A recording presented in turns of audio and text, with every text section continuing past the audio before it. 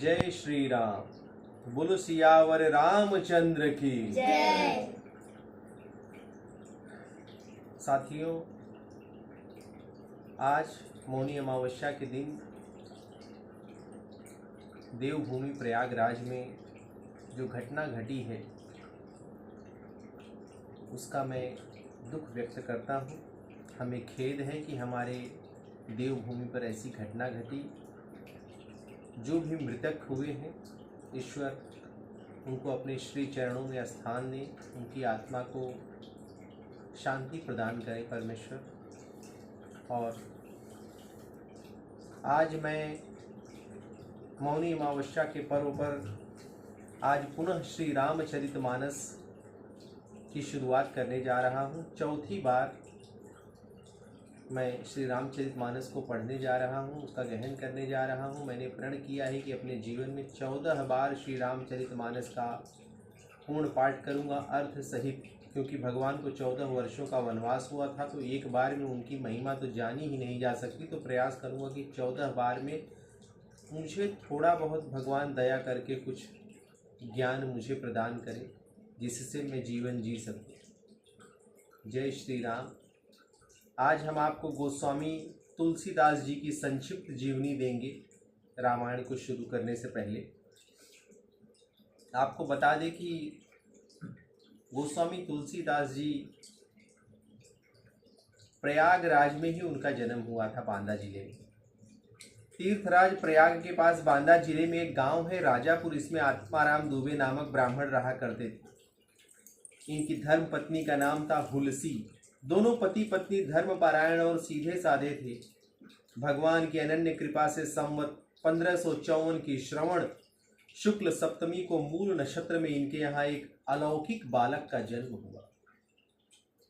यह बालक सामान्य बालकों की तरह 9 माह बाद नहीं, 12 माह अपनी माता के गर्भ में रहकर जन्मा था। यह रोया नहीं, बल्कि इसके मुख से परमात्मा का नाम निकला, राम।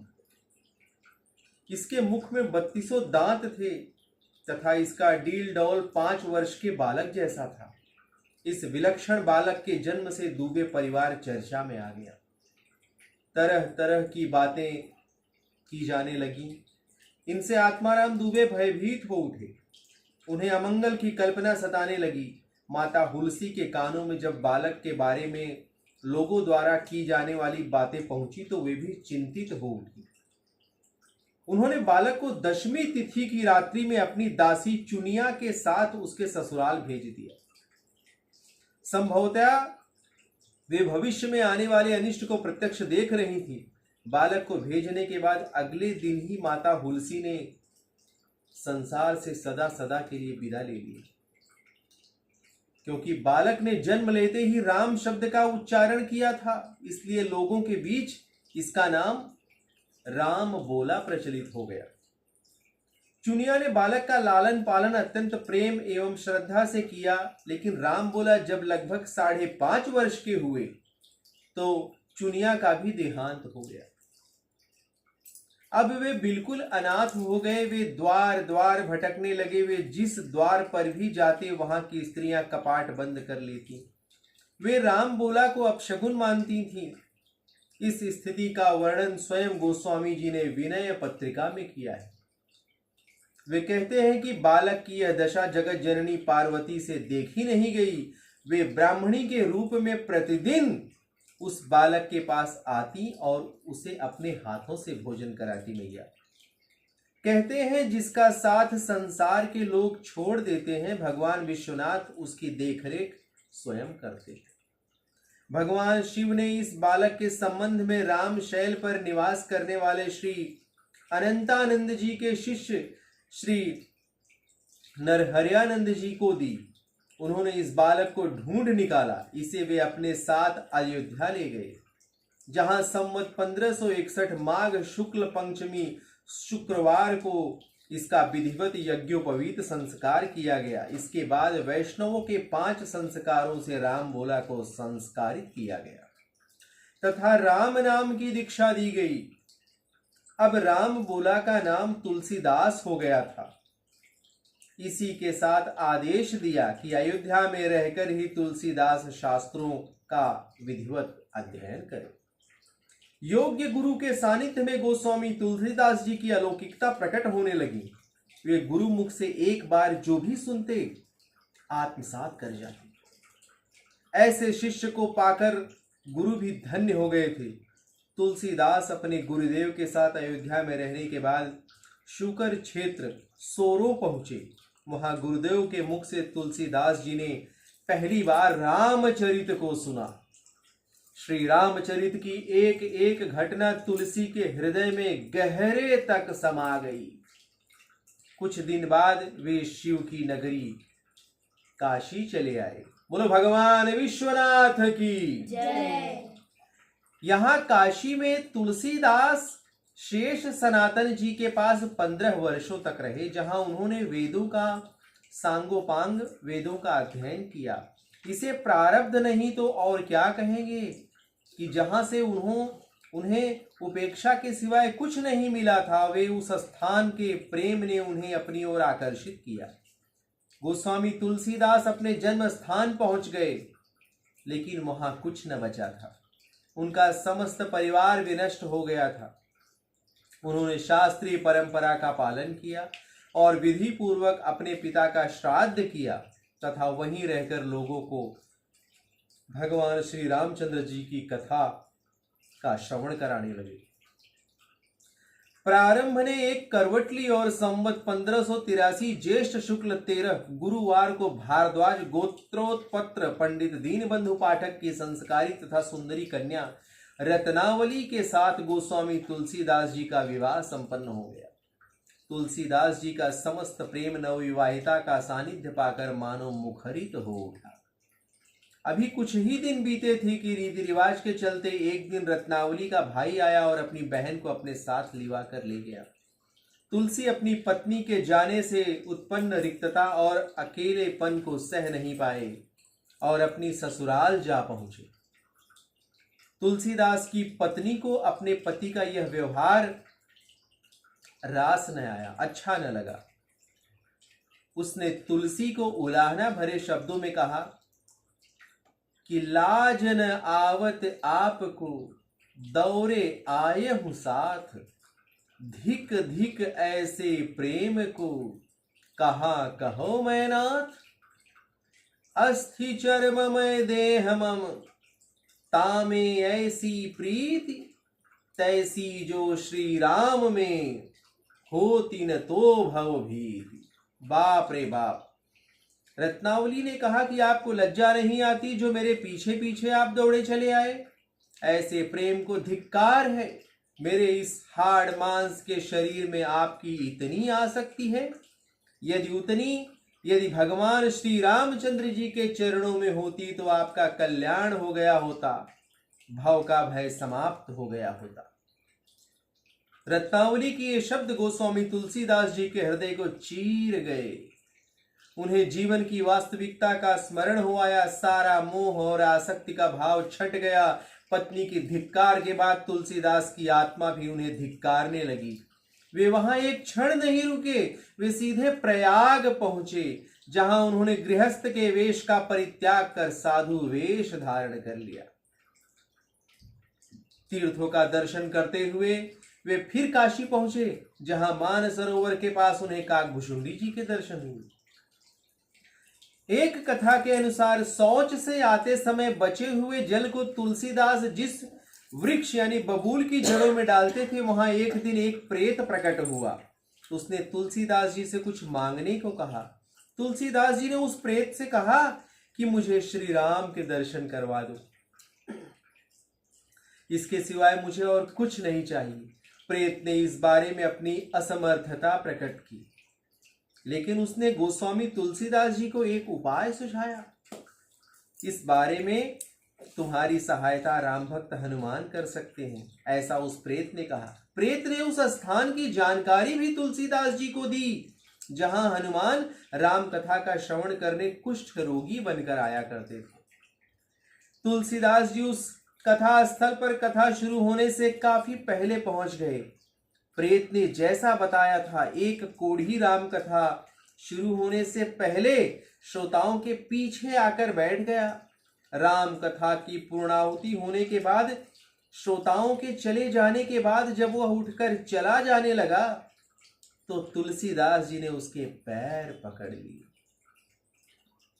हनुमान जी ने तरह तरह से बचने की कोशिश की, लेकिन तुलसीदास जी ने उनके चरण नहीं छोड़े। हनुमान जी ने तुलसीदास जी के मन के भावों को पढ़ा और आश्वस्त किया कि तुम्हें चित्रकूट में श्री रामचंद्र जी के दर्शन होंगे। राम भक्त के वचनों पर विश्वास कर गोस्वामी तुलसीदास जी अब चित्रकूट पहुंच गए। वहां चित्रकूट में राम घाट पर जा तुलसीदास जी ने आसन जमा दिया। एक दिन जब वे प्रदक्षिणा करने निकले तो श्री राम ने लक्ष्मण सहित उन्हें दिव्य दर्शन दिए। धनुष बाण लिए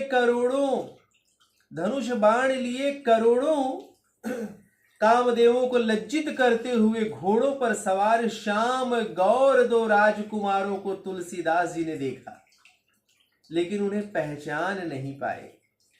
इस बारे में हनुमान जी ने जब बताया तो उन्हें अत्यंत दुख हुआ, लेकिन हनुमान जी ने उन्हें ढाढ़स बंधाया कि प्रातः घाट पर उन्हें जुगल जोड़ी श्री राम जी के दर्शन अवश्य होंगे, पुनः होंगे।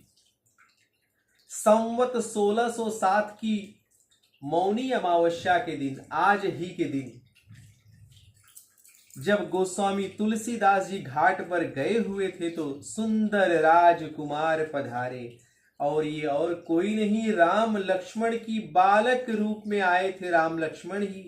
श्री राम ने तुलसीदास जी से विनम्रता पूर्वक कहा, बाबा हमें थोड़ा चंदन दे दो। तुलसीदास जी उन बालकों की छवि देखकर इतने मुग्ध हुए कि बालकों का आग्रह मानो उन्हें सुना ही नहीं। वे उन बालकों के माथे पर चंदन लगाने लगे। हनुमान जी ने सोचा कि इस बार भी कहीं तुलसीदास जी श्री रामचंद्र जी के दर्शन करने से चूक न जाएं, इसलिए वे तोते के रूप में बोले कि चित्रकूट के घाट पर भई संतन की भीड़, तुलसीदास चंदन घिसे तिलक देत रघुवीर। तुलसीदास जी को जब तक सुध आती, भगवान ने उनके माथे पर तिलक लगाया और अंतर ध्यान हो गए, भगवान चले गए। भगवान ने मानो संकेत दिया था कि तुलसी आज से तुम मेरे और मैं तुम्हारा हो गया। श्री हनुमान जी की आज्ञा से गोस्वामी तुलसीदास जी अयोध्या की ओर चल पड़े। यह बात संवत 1628 की है। भगवान तो अंतर ध्यान हो गए वहां से, किंतु तुलसी के मन में भगवान को देखने की लालसा ललक रह ही गई। एक भाव प्रकट होता है यहाँ गोस्वामी तुलसीदास जी का कि मानो उनके जाने के बाद वो कह रहे हैं कि जरा देर ठहरो राम, जरा देर ठहरो राम, तमन्ना यही है, अभी हमने जी भर के देखा नहीं है। श्री राम के स्पर्श से तुलसीदास जी के व्यक्तित्व में चमत्कारिक परिवर्तन हो गया। हनुमान जी जैसा मार्गदर्शक और श्री राम जैसा परम लक्ष्य सब कुछ ही तो मिल गया था गोस्वामी तुलसीदास जी को। श्री हनुमान जी की आज्ञा से तुलसीदास जी अयोध्या की ओर चल पड़े। यह बात संवत 1628 की है। उन दिनों प्रयाग में माघ मेला चल रहा था, आज ही के जैसे। वे वहां भी कुछ दिन ठहरे। पर्व समाप्ति के 6-7 दिन बाद एक वट वृक्ष के नीचे उन्हें भारद्वाज और याज्ञवल्लभ जी के दर्शन हुए। वहां भी उस समय वही कथा चल रही थी जो शुकर क्षेत्र में उन्होंने अपने गुरु से सुनी थी। वहां से वे काशी चले आए और प्रहलाद घाट पर एक ब्राह्मण के घर निवास करने लगे। यहां सहज रूप में उनसे कवित्व शक्ति फूटने लगी। वे संस्कृत में रचनाएं करने लगे, लेकिन दिन में वे जिन पद्यों को रचते थे रात्रि में न जाने वे कहाँ लुप्त हो जाती थी। जिन पंक्तियों को लिखते थे रात्रि में न जाने कहाँ लुप्त हो जाती थी। ऐसा जब कई दिनों तक नित्य होने लगा तो गोस्वामी तुलसीदास जी ने मन ही मन राम चरणों में प्रार्थना की। रात्रि को स्वप्न में भगवान शिव ने आदेश दिया कि संस्कृत में नहीं तुलसीदास, अपनी भाषा में काव्य रचना करो। इसके बाद उनकी नींद उचट गई। सामने खड़े शिव पार्वती को देखकर वे आश्चर्यचकित हो उठे। उन्होंने उठकर शिव पार्वती को प्रणाम किया। तभी शिव ने कहा कि तुम अयोध्या जाओ और वहां निवास करो। निवास करते हुए काव्य रचना करो। मेरा आशीर्वाद है कि तुम्हारी काव्य रचना सामवेद के समान फलवती हो जाएगी। इसके बाद शिव पार्वती अंतर ध्यान हो गए और तुलसीदास जी भगवान शिव की आज्ञा शिरोधार्य कर शिव नगरी का परित्याग कर अयोध्या चले गए। संवत 1631 की राम नवमी के त्रेता युग में राम जन्म के दिन का सा योग था। प्रातः काल गोस्वामी तुलसीदास जी ने श्री रामचरितमानस की रचना प्रारंभ कर दी। संवत 1633 के मार्गशीर्ष शुक्ल पक्ष में राम विवाह के दिन 7 कांड पूरे हो गए। इस प्रकार श्री रामचरितमानस की रचना 2 वर्ष 7 महीने और 26 दिनों में हो गई। इसके बाद भगवान श्री रामचंद्र जी की आज्ञा से गोस्वामी तुलसीदास जी काशी चले गए, जहां भगवान शिव और मां अन्नपूर्णा को उन्होंने श्री रामचरितमानस सुनाया और फिर पुस्तक की पांडुलिपि को श्री विश्वनाथ जी के मंदिर में रख दिया गया। सवेरे जब मंदिर के द्वारपट खोले गए तो उस पर लिखा हुआ था, सत्यम शिवम सुंदरम। इतना ही नहीं, इसके नीचे भगवान शिव के हस्ताक्षर भी थे। जब लोगों ने यह पढ़ा और देखा, उसी समय सबने सत्यम शिवम सुंदरम की सुमधुर नाद ध्वनि भी सुनी। लेकिन काशी के विद्वान पंडितों तक यह बात पहुंची तो उन्होंने बवंडर खड़ा कर दिया।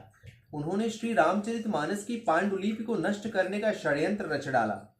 पुस्तक को चुराने के लिए जब चोर तुलसीदास जी की कुटिया के पास पहुंचे तो उन्होंने देखा कि धनुष बाण लिए 2 श्याम गौर वर्ण के युवक घूम घूम कर पहरा दे रहे हैं। वे वहां से वापस चले आए। भगवान के दर्शन से उनका हृदय परिवर्तित हो गया। अपनी भूल के लिए उन्होंने जब गोस्वामी तुलसीदास जी से क्षमा मांगी तो वे भाव विहल हो उठे। उनकी आंखों में अश्रुधारा बहने लगी। भगवान ने स्वयं मेरे लिए इतना कष्ट उठाया, यह सोचकर भक्त प्रवर तुलसीदास जी ने अपना सर्वस्व लोगों में बांट दिया और श्री रामचरितमानस की पांडुलिपि अपने मित्र टोडरमल के यहाँ रख दी। बाद में पुनः उन्होंने मानस की दूसरी प्रति तैयार की जो श्रद्धालुओं में लोकप्रिय हुई। श्री रामचरितमानस की लोकप्रियता से चिढ़े काशी के विद्वान पंडितों ने उस समय के परम विद्वान मधुसूदन सरस्वती जी से पुस्तक देखने का आग्रह किया। उनका मानना था कि अद्वैत विद्वान परमाचार्य दंडी स्वामी हिंदी भाषा में लिखे गए ग्रंथ को मान्यता नहीं देंगे। लेकिन उल्टा हुआ। श्री मधुसूदन सरस्वती ने जांच परख कर ग्रंथ पर अपनी सम्मति एवं प्रशंसा भरे शब्द लिख दिए कि आनंद कानने हस्मिन् जंगमस्तुलसी तरुह कविता मंजरी भाति राम भ्रमर भूषिता। उन्होंने लिखा कि इस काशी रूपी वन में तुलसीदास चलता फिरता तुलसी का पौधा है। इसकी कविता रूपी मंजरी अत्यंत सुंदर है, जिस पर राम रूपी भंवरा सदा मंडराता रहता है। लेकिन पंडितों को इस पर भी संतोष नहीं हुआ। उन्होंने भगवान विश्वनाथ के मंदिर में सबसे नीचे रामचरितमानस को रखा तथा उसके ऊपर पुराणों एवं ब्राह्मण ग्रंथों को रखकर वेदों को इसके सबसे ऊपर रख दिया। इसके बाद मंदिर के कपाट बंद कर दिए गए। प्रातः जब मंदिर के द्वारों को खोला गया तो उन पंडितों को आश्चर्य का ठिकाना न रहा, क्योंकि उन्हें श्री रामचरितमानस वेदों के ऊपर रखा मिला। पंडित समाज अपने कृत्यों पर बहुत लज्जित हुआ। उन्होंने गोस्वामी तुलसीदास जी से क्षमा मांगी और भक्ति पूर्वक उनके चरणामृत का पान किया। इस घटना के बाद तुलसीदास जी 80 घाट पर रहने आ गए थे। एक दिन रात्रि में कलियुग आकर गोस्वामी तुलसीदास जी को संत्रस्त करने लगा। उन्होंने हनुमान जी से प्रार्थना की कि तब हनुमान जी प्रकट हुए और उन्होंने तुलसीदास जी की विनय पत्रिका की रचना करने की प्रेरणा दी। हनुमद आज्ञा से उन्होंने विनय पत्रिका लिखी और उसे श्री राम चरणों में समर्पित कर दिया। श्री रामचंद्र जी ने उसे स्वीकार कर गोस्वामी तुलसीदास जी को कलियुग के प्रभाव से मुक्त कर दिया। संवत 1680 श्रावण कृष्ण तृतीया शनिवार को 80 घाट पर गोस्वामी तुलसीदास जी ने राम राम कहते हुए अपने नश्वर शरीर का परित्याग कर साकेत धाम में जाकर निवास किया। ये थी गोस्वामी तुलसीदास जी की कहानी। और आज मौनी अमावस्या के दिन आपको मैंने सुनाया प्रयागराज में, तीर्थराज प्रयागराज में जो ऐसी घटना घटी है, उसके लिए मैं ईश्वर से प्रार्थना करता हूं कि हे भगवान श्री रामचंद्र जी, आप वहां मृतक हुए सभी को श्री चरणों में स्थान दें तथा जो घायल हुए हैं उन्हें पीड़ा मुक्त करें नाथ। बोलो सियावर रामचंद्र की जय। जय श्री राम। जय श्री